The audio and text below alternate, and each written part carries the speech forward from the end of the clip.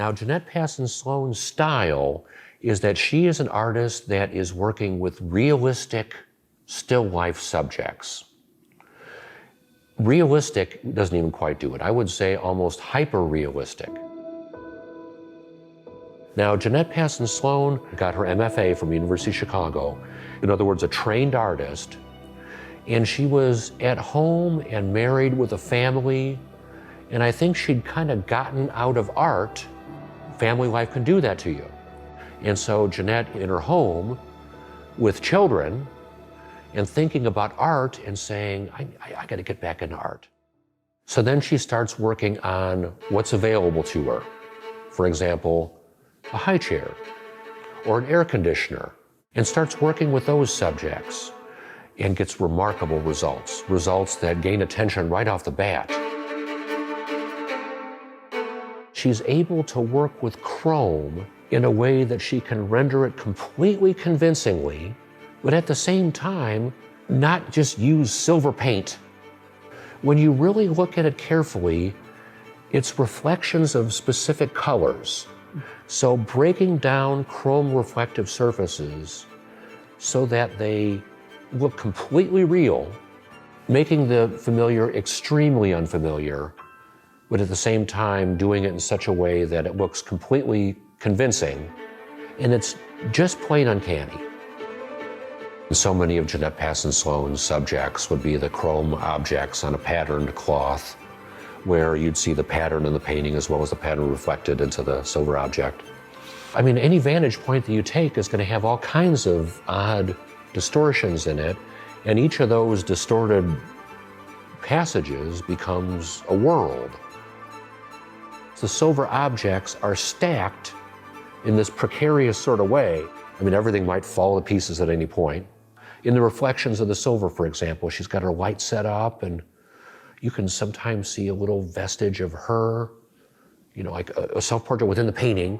And you realize that the balancing act, too, is her life, being an artist, and being a mother, and being a, companion, and being a human being with obligations. And life is a balancing act.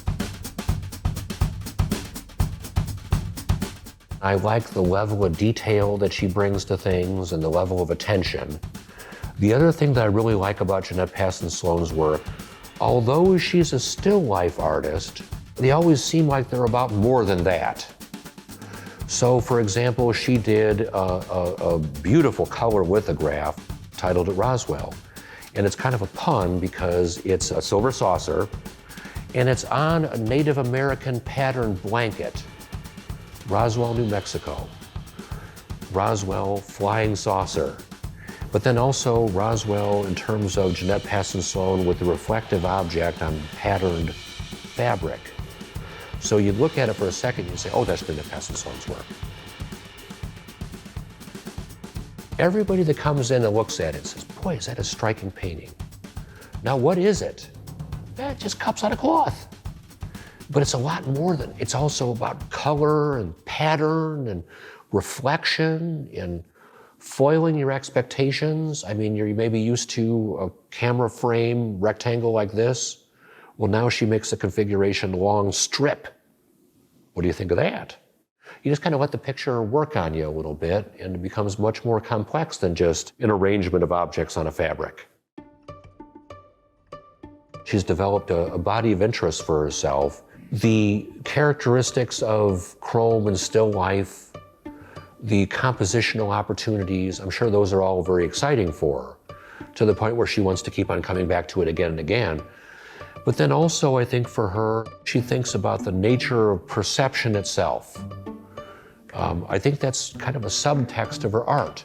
So when she does a still life composition on a polka dot background, I think she's interested not only in the fabric, which she probably really likes very much, and the objects themselves, but also the way that the outside reflects the surroundings to the point where you get drawn into the vessel, even though you're being drawn into the outside of the thing.